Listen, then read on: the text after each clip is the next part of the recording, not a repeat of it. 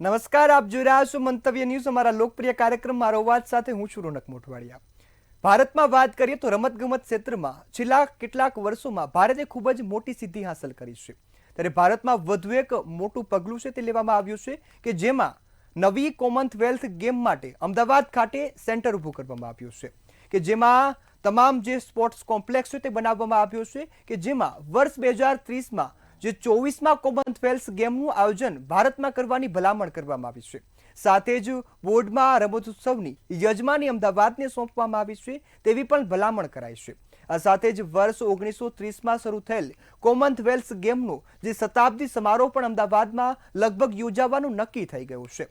બોર્ડની ભલામણના આધારે આગામી 26 નવેમ્બરે જે ગ્લાસગોમાં યોજાનાર કોમનવેલ્થ સ્પોર્ટની જે મહાસભા આ અંગે અંતિમ નિર્ણય લેવામાં આવશે। આ મહાસભામાં નક્કી થશે કે હવે અમદાવાદને યજમાની આપવી કે નહીં। લગભગ જો વાત કરવામાં આવે તો અમદાવાદને યજમાની અપાય તે જે 99% જેટલું નક્કી છે, માત્ર જાહેરાતની વાત છે।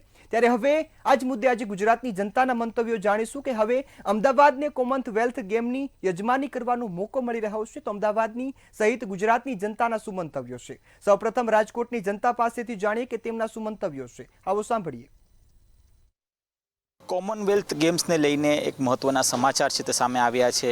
ગુજરાતના અમદાવાદ શહેરમાં કોમનવેલ્થ ગેમ્સનું આયોજન છે તે કરવામાં આવશે। 2030ના જે કોમનવેલ્થ ગેમ્સનું આયોજન છે તે અમદાવાદ શહેર ખાતે થવાનું છે। ત્યારે કહી શકાય કે તેની જે છેલ્લી મોહર છે તે કહી શકાય કે નવેમ્બર 26ના રોજ એક બેઠક થવાની છે અને તે જ બેઠકમાં આ જે છેલ્લો જે મોહર છે તે લાગશે। ત્યારે આને જ લઈને જે ખેલ પ્રેમીઓ છે આપણી સાથે છે, એમની સાથે વાત કરશું। ખેલાડીઓ આપણી સાથે છે, એમની સાથે વાત કરીશું। શું કહેશો, શું નામ? અને ખાસ તો એક ઉત્સાહનો માહોલ ક્યાંક દેખાઈ રહ્યો છે। કોમનવેલ્થ ગેમ્સ તેનું આયોજન છે તે અમદાવાદમાં થશે। હા, મારું નામ છે મહેશ દિવેચા, હોકી કોચ રાજકોટ। અત્યારે જે પરિસ્થિતિ જોઈએ છે કે કોમનવેલ્થ ગેમ્સનું આયોજન ગુજરાત જ્યારે આયોજન કરવા માગે છે, હવે 26 નવેમ્બરે આ ફાઇનલ ડિસિઝન આવશે અને 99% કે અમદાવાદ જ થશે। અને કોમનવેલ્થ ગેમ 2010માં જ્યારે દિલ્હી ખાતે યોજાયેલી હતી એ પછીનો પહેલો પ્રસંગ છે। અને તાજેતરમાં જે માનનીય વડાપ્રધાનશ્રી અને આપણા મુખ્યમંત્રીશ્રી અને આપણા જે રમતગમતના મંત્રીશ્રી છે એના તમામ પ્રયાસો એવા રહ્યા છે કે ગુજરાતમાં મેક્સિમમ રમતગમતનું આયોજન થાય અને ગુજરાત પણ રમતગમત ક્ષેત્રે આગળ વધે। અને તાજેતરમાં જ એશિયા લેવલની આખી આપણી સ્વિમિંગ કોમ્પિટિશન પણ તાજેતરમાં 2-5 દિવસમાં જ આપણે પૂર્ણ કરેલ છે। એ અનુસંધાને જોતા કે હવે ગુજરાત એટલું સક્ષમ થઈ ગયું છે રમતગમત ક્ષેત્રે અને ઇન્ફ્રાસ્ટ્રક્ચર એટલા બધા ઊભા થવા માંડે છે કે જેથી કરીને ઓલિમ્પિક લેવલની પણ ગેમ આપણે અહીંયા લેવાની આપણે વિચારણા ચાલુ છે અને ઓલિમ્પિક પણ અહીંયા આવે એવી મારી લાગણી છે। તમે શું કહેશો? તમે યુવા પ્લેયર છો હોકીના, શું ઈચ્છી રહ્યા છો કે ભવિષ્યમાં જે પ્રકારનું જે આખું આયોજન છે અત્યારે થઈ રહ્યું છે ત્યારે કેટલો ઉત્સાહ હોય છે ખાસ તો ખેલ પ્રેમીઓમાં, ખેલાડીઓમાં? તમારી તરફથી કઈ પ્રકારની તૈયારીઓ? પહેલાં તો કોમનવેલ્થ ગેમ્સ એટલે તે ઓલિમ્પિક પછીની બીજી મલ્ટીનેશનલ ગેમ્સ, સૌથી વધુ ને વધુ લોકો દ્વારા લાગણી પ્રિય। અને જે કોમનવેલ્થ ગેમ્સનું આપણા ભારતમાં આયોજન થાય તો એનાથી બધા જ ખેલાડીઓને ખૂબ જ પ્રોત્સાહન મળશે અને બધા જ ખેલાડીઓ આપણા ખાસ કરીને ગુજરાતના પ્લેયર બધા ત્યાં જોવા જાય, ત્યાંથી શીખે, એવી રીતના અમને ખૂબ જ લાગણીનો અનુભવ છે। અને કોમનવેલ્થ ગેમ્સનું આયોજન થશે તો પછી 2036માં આપણે ઓલિમ્પિક પણ આયોજન કરી શકશું। એટલે નવેમ્બરમાં લગભગ 90% તો ફાઇનલ જ છે કે ભારતમાં અમદાવાદને કોમનવેલ્થ ગેમ્સ મળે। તમે કેટલા સમયથી હોકી રમો છો અને શું અત્યારે ઈચ્છા કરી રહ્યા છો કે ખાસ તો એ કોમનવેલ્થ ગેમમાં તમે રમી શકશો કે પછી કઈ પ્રકારની તૈયારી? અમે છેલ્લા 10 વર્ષથી રાજકોટ ખાતે જ આપણે હોકીની પ્રેક્ટિસ કરીએ છીએ મહેસનના અંડરમાં। મેં પોતે 2 નેશનલ રમેલી છે, એક ઇન્ટર યુનિવર્સિટી નેશનલ રમેલી છે જેમાં હું એકમાં કેપ્ટન હતો એ ગુજરાત ટીમનો। એટલે એમાંથી વધુ ને વધુ હજી આગળ વધવાનો પ્રયત્ન કરે એટલે આવું બધું હજી જોવી તો હજી વધુ ને વધુ મોટિવેશન મળે, વધુ ને વધુ પ્રગતિ થાય, ગુજરાતના બધા જ પ્લેયર આગળ વધે એવી મનોકામના। શું નામ તમારું? મારું નામ ધર્મરાજસિંહ જાડેજા છે। ધર્મરાજસિંહ, ખાસ તો કોમનવેલ્થ ગેમ્સ જ્યારે ભારતમાં આવે છે 2010માં તો દિલ્હી ખાતે રમાઈ ચૂકી છે અને ગુજરાતમાં જ્યારે પહેલી વખત તેની મેજબાની થઈ રહી છે ત્યારે શું કહેશો, કેટલો ઉત્સાહ અને ખાસ તો જે આયોજન જ્યારે થાય છે ત્યારે ખેલાડીઓને કઈ પ્રકારનું આખું પ્રોત્સાહન મળતું હોય છે જે નવા ખેલાડીઓ છે? એટલે એક જોઈને તો કે કોમનવેલ્થ ગેમ આપણે અમદાવાદમાં યોજાવા જઈ રહી છે કે 2030માં, એટલે તો જોઈ તો કે આપણે બધાય છે તો ખેલાડીઓને મોટિવેશન મળે કે 2030માં ઓલિમ્પિક આપણે અહીંયા ઓલિમ્પિક તો નહીં, કોમનવેલ્થ આપણે થઈ રહી છે, ઓલિમ્પિક 2036માં આવી શકે એવી સંભાવના છે. તો એ પ્રકારે ઇન્ફ્રાસ્ટ્રક્ચર ડેવલપમેન્ટ થાય કે ગ્રાઉન્ડ્સ બને, સ્ટેડિયમ બને, તો મોટિવેશન મળે અને એ પૂરી થઈ જાય પછી બધાને યુઝ કરવા પણ મળે. એટલે શું કહેશો, ઇન્ફ્રાસ્ટ્રક્ચર વાઇઝ સરકાર કઈ પ્રકારનું ધ્યાન આપી રહી છે? એટલે અત્યારે જોઈને તો અમદાવાદમાં ઓલમોસ્ટ ઘણા બધા ગ્રાઉન્ડ્સ છે કે સ્ટેડિયમ છે, બહુ ડેવલપ થઈ ગયા છે કે કોમનવેલ્થ માટે અને ઓલિમ્પિક માટે કે આપણને મળી શકે એમ. તમે શું કહેશો, શું નામ તમારું? મારું નામ દેવર્ષિ રાજ. ખાસ તો ખેલ મહાકુંભનું આયોજન જ એટલા માટે કરવામાં આવ્યું હતું કે ખેલને પ્રોત્સાહન મળે ગુજરાતમાં. તો ખરા અર્થમાં તમને એવું લાગી રહ્યું છે કે ખેલ મહાકુંભનું જે સ્વપ્ન હતું, જે વડાપ્રધાન મોદીએ જોયું હતું, તે અત્યારે સાકાર થઈ રહ્યો છે? હા, ખેલ મહાકુંભ છે એક લોકલ લેવલ ઉપર ટુર્નામેન્ટ છે. એમાંથી નવા પ્લેયર્સ જે છે એ ઉભરાઈને બહાર આવે છે અને જે સ્પોર્ટ્સ નથી રમતા એ લોકોને એક ઓપોર્ચ્યુનિટી મળે કે અમે સ્પોર્ટ્સ રમી શકે અને એ લોકો જોડાઈ શકે સ્પોર્ટ્સ સાથે, અને એ લોકોની હેલ્થ પણ સારી રહે અને એ લોકો વધુમાં વધુ સ્પોર્ટ્સમાં આગળ આવે. મહેશભાઈ, ફરીથી તમને પૂછવા માગું છું કે જે એક સ્વપ્ન ગુજરાતના પૂર્વ મુખ્યમંત્રી અને હાલના વડાપ્રધાન જે જોયો હતો, એ સ્વપ્ન ક્યાંક ને ક્યાંક સાકાર થતું લાગી રહ્યું છે તમને કે ખેલ મહાકુંભનું આયોજન જ તેમને કર્યું હતું અને ત્યારબાદ અનેક જે આયોજન છે તે થયા છે અને એને જ લઈને હવે કોમનવેલ્થ સુધી ગુજરાત પહોંચ્યું છે? 100% હું કહું કે જેથી ખેલ મહાકુંભનું સ્ટાર્ટિંગ થયું છે ત્યારથી ધીરે ધીરે જે ગામડાના કહેવાય ને આપણે, જે કે રૂરલ વિસ્તારના બાળકો પણ આમાં ભાગ લેતા થયા છે અને એનામાં અવેરનેસ આવી છે કે રમત શું કહેવાય. અત્યાર સુધી એ બાળકોને કોઈ જાતની રમતની કોઈ ખબર જ નહોતી કે ભાઈ રમત શું કહેવાય. જેથી કરીને ખેલ મહાકુંભ થવાથી અત્યારે એટલું સ્તર આપણું ધીરે ધીરે આગળ વધી રહ્યું છે કે જેથી કરીને કે ગુજરાતમાં સારા ખેલાડીઓ આપણને જે રૂરલ વિસ્તારમાંથી જ એમાંથી મેક્સિમમ મળી રહ્યા છે અને એ જે સરકારનો પ્રયાસ હતો એ હવે સાર્થક થઈ રહ્યો એવું મને દેખાય છે.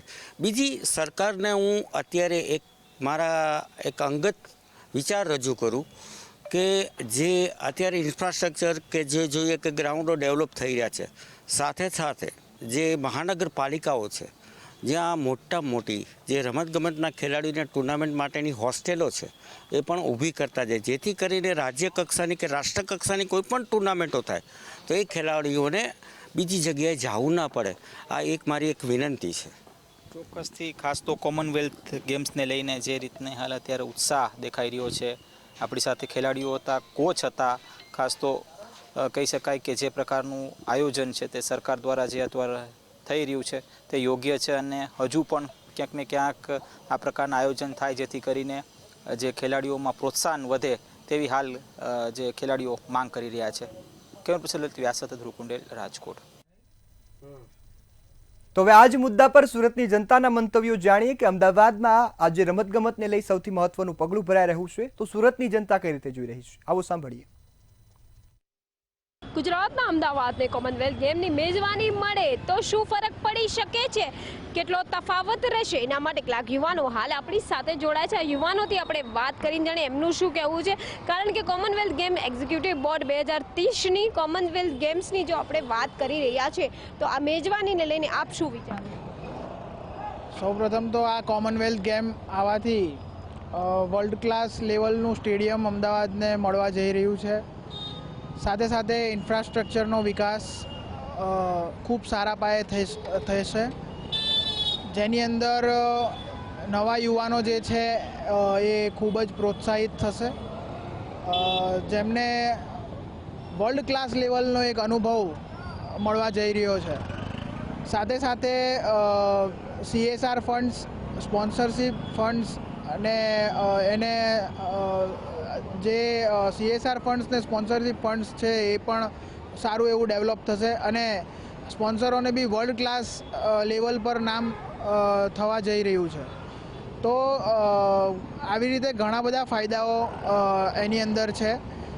જે આંતરરાષ્ટ્રીય ઓળખ, જે ખેલાડીઓ જે રમશે એમને આંતરરાષ્ટ્રીય લેવલની ઓળખ મળશે.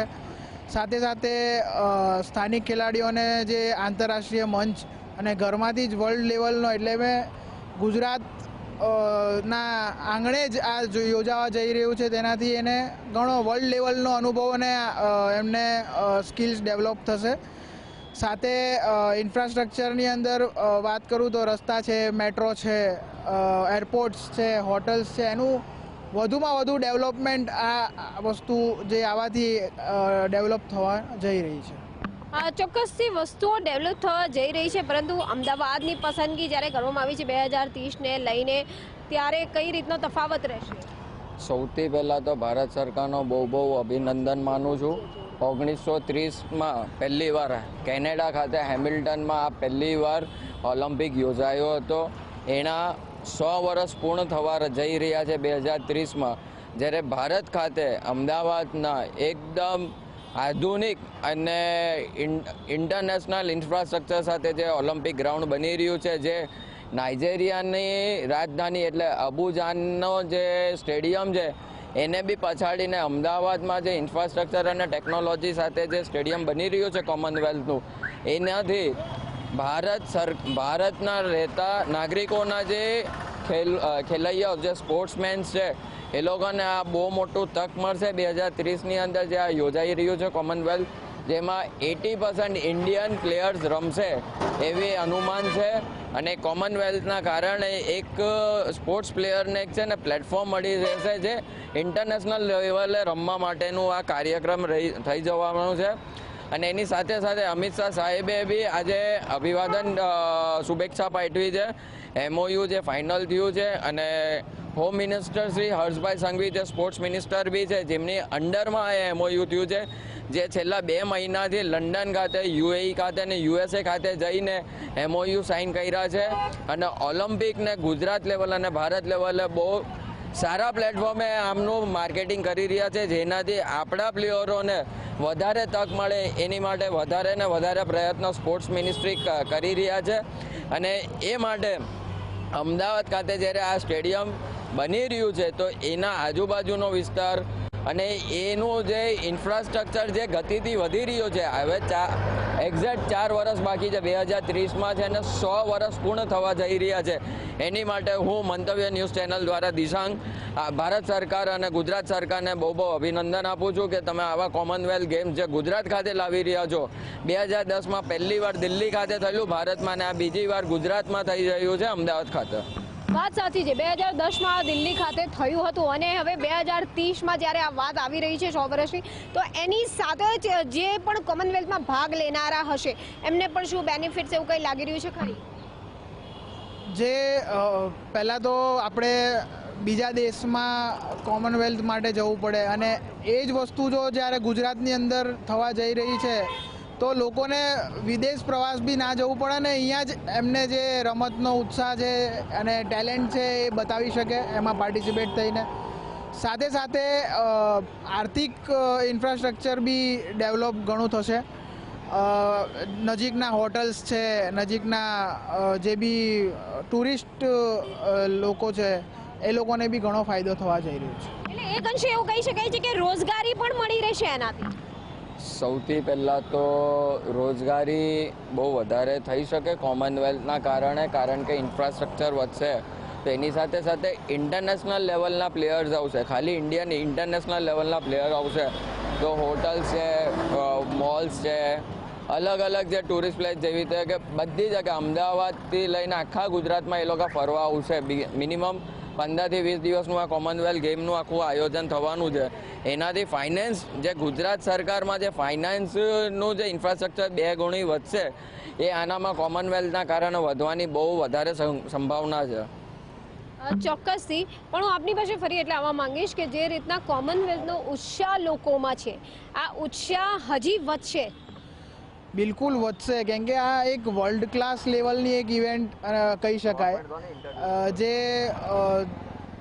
આટલા 2010 પછી 2030ની અંદર જે ભારતમાં આવવા જઈ રહી છે, અને એ પણ આપણા ગુજરાતમાં આવવા જઈ રહી છે, તો એનો બિલકુલ ઉત્સાહ વધશે જ. અને સાથે સાથે કોમનવેલ્થ ગેમ પૂરતું તો ખરું જ, નજીકના એના પછીના ભવિષ્યમાં લોકોને એ સ્ટેડિયમ એઝ અ રમત માટે અને જે બી પ્રેક્ટિસિસ કરવી હોય કે જે બી આગળ વધવું હોય ટેલેન્ટમાં, તો એના માટે ઘણો ઉપયોગી સ્ટેડિયમ થઈને રહેશે. ઘણો ઉપયોગી સ્ટેડિયમ તો થઈને રહેશે, રોજગારી પણ વધશે, લોકોને ઘર આંગણે તમામ સુવિધાઓ મળી રહેશે, એના માટે વિદેશ પણ નહીં જવું પડશે. પણ એનું ઇન્ફ્રાસ્ટ્રક્ચર કહો કે પછી અન્ય સુવિધાઓ કહો કે ક્યાંક ને ક્યાંક કોઈ નાની મોટી જરૂર હજી રહેશે ખરી.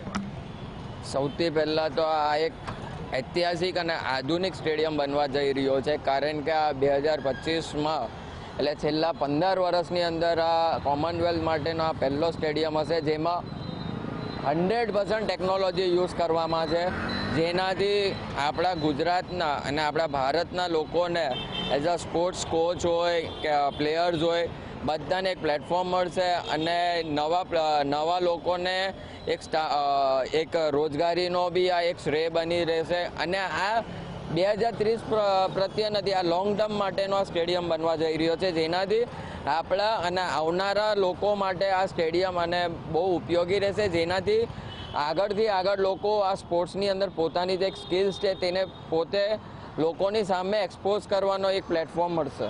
પહેલે ભારતે યજમાનીના અધિકાર માટે નાઇજેરિયન સામે પડકાર ફેંકવો પડતો હતો, પોતાનો હક મેળવવા માટે ફાંફા મારવા પડતા હતા, પરંતુ હવે 2034માં સામેથી એ જ એમને ટેકો આપશે. સૌથી પહેલાં છે કે નાઇજેરિયાની રાજધાની અબુજાનમાં આ જે સ્ટેડિયમ હતો એનાથી 100 ગુણા ટેકનોલોજીવાળો આ જે સ્ટેડિયમ બનાવવા જઈ રહ્યો છે ભારત, જ્યારે નાઇજેરિયા પોતાના ઘૂંટણે બેસી ગયા છે ભારત સરકારની પાસે અને ભારતના નાગરિકો પાસે સપોર્ટ માંગવા માટે બેસેલા છે કે અમને આ તક આપો, અમારે નાઇજેરિયામાં કરવું છે. પણ જ્યારે ઓલરેડી MOU કોમનવેલ્થ માટે 2030માં ગુજરાત ખાતે આ બની ગયું છે અને ભારત સરકાર આને જે હિસાબે મોદી સાહેબનો 2047નો વિઝન છે મેક ઇન ઇન્ડિયાનો, આ ડ્રીમ પ્રોજેક્ટ છે જે કોમનવેલ્થ ગેમનો આખા ઇન્ટરનેશનલ લેવલનો પહેલો સ્ટેડિયમ બનવા જઈ રહ્યો છે. ચોક્કસથી આપ કંઈ કહેશો વધુમાં? વધુમાં તો એક જ કહીશ કે પહેલાં તો ભારતમાં ખાલી ક્રિકેટને જ પ્રાધાન્ય મળતું હતું અને આ સ્ટેડિયમ બનવાથી અને આ કોમનવેલ્થ આવવાથી બીજી જેટલી બી રમતો છે એ પ્રત્યે યુવાનોનો ઉત્સાહ રહેશે અને એ લોકો પોતાનું ટેલેન્ટ બહાર લાવી શકશે અને વર્લ્ડ લેવલ પર એમને ટેલેન્ટ પ્રેઝન્ટ કરવાની તક મળવા જઈ રહી છે.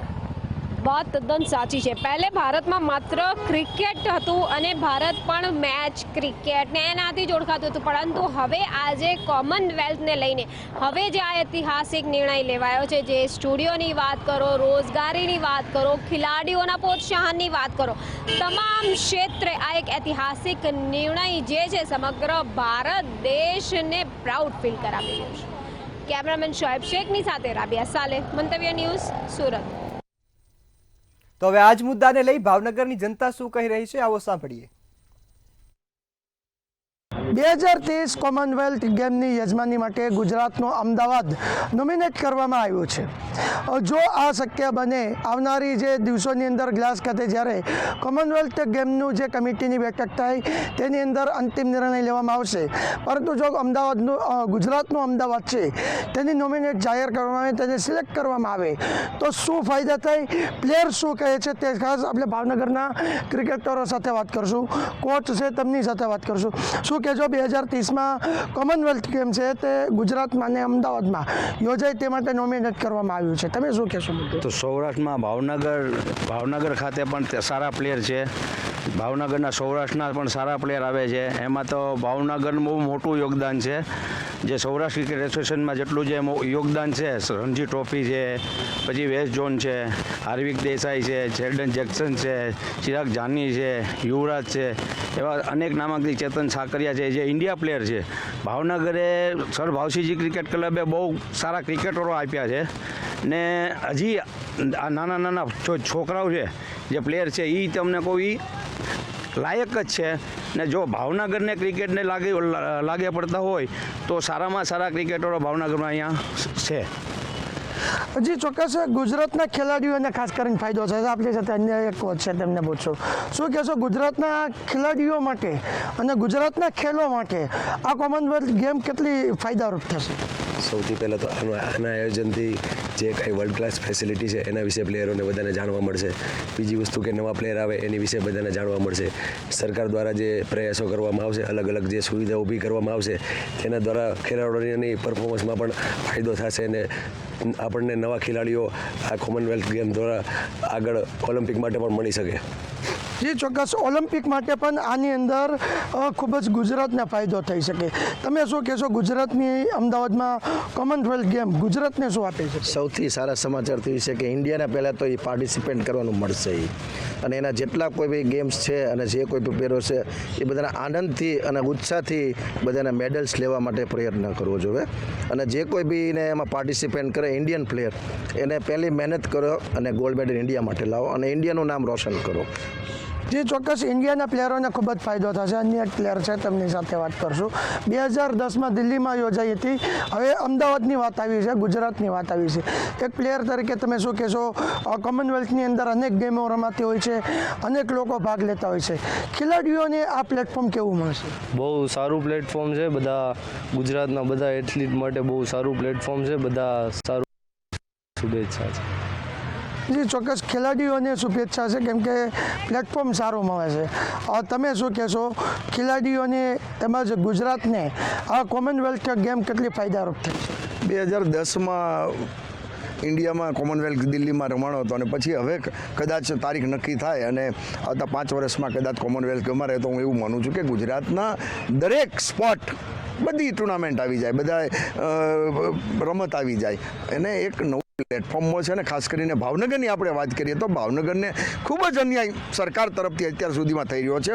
બહુ સ્ટેડિયમનું ચૂંટણી ઉપર બહુ મોટા સ્ટેડિયમ બનાવશું એવી વાત થાય છે, પણ ભાવનગરમાં અત્યારે હું એવું માનું છું કે રણજી અત્યારે રમાય છે એમાં ઓલરેડી ભાવનગરના 5 ખેલાડી 11માં હોય છે, એટલે એટલું બધું સારું ક્રિકેટ રમાય છે. પણ જે ભાવનગરમાં પ્લેટફોર્મ મળવું પડે એ હું એવું માનું છું સરકાર તરફથી મળતું નથી. ખેલાડી પોતે જાતે મહેનત કરી અને આગળ વધી અને પોતાનું પરફોર્મન્સ દ્વારા પણ જોઈને પ્લેટફોર્મ મળે. હું એવું માનું છું ગુજરાતમાં ભાવનગરમાં ઇન્ટરનેશનલ ચેતન સાકરિયા કે એવા બધા ખેલાડી ઇન્ટરનેશનલ સુધી પહોંચ્યા છે. જો ભાવનગરમાં વિશાળ સ્ટેડિયમ હોય, ગ્રાઉન્ડ હોય તો હું એવું માનું છું કે ભાવનગરના ખેલાડી અને અન્ય બધી રમતો હોય એ બધી રમતમાં પણ ભાવનગરના ખેલાડી ખૂબ આગળ વધે. પણ કમનસીબે સરકારને મને એવું લાગે છે ફક્ત વાત કરવામાં રસ છે, નહીં કે ભાવનગરના ખેલાડીઓને સ્પોર્ટમાં અન્ય રીતે બેનિફિટ જે મળવો પડે એ બેનિફિટ નથી મળતો. જી ચોક્કસ એક તરફ ગુજરાતમાં જો કોમનવેલ્થ ગેમ રમાય તો ગુજરાતના ખેલાડીઓને ખૂબ જ મોટું પ્લેટફોર્મ મળે છે, કારણ કે જે બહારના વિદેશી પ્લેયર આવે તેની સાથે તેમને એક હરીફાઈ કરવાની પણ મોકો મળશે. બીજી તરફ ભાવનગરના લોકો એવું પણ કહી રહ્યા છે કે ભાવનગર માટે સ્પોર્ટને લઈને ઘણી બધી જગ્યા છે, ઘણું બધું ભાવનગર પાસે ક્ષમતા છે, તેમ છતાં પણ સરકાર ભાવનગરને સ્પોર્ટ લેવલે આગળ લઈ જવા માટે કોઈ પણ જાતનો વિચાર નથી કરતો. જેમ ગુજરાતના અમદાવાદને કોમનવેલ્થ માટે નોમિનેટ કર્યું છે, તેમ ગુજરાતની અંદર ભાવનગરને પણ જે અન્ય સ્પોર્ટની અંદર આગળ વધે તે માટે પણ વિચારવું જરૂરી છે. તેઓ પણ હાલ આ વિરોધ જોવા મળ્યો છે. હિરેન ચૌહાણ, મંતવ્ય ન્યૂઝ, ભાવનગર. હાલ મારો અવાજમાં બસ આટલું જ. વધુ સમાચારોની અપડેટ માટે જોતા રહો મંતવ્ય ન્યૂઝ. નમસ્કાર.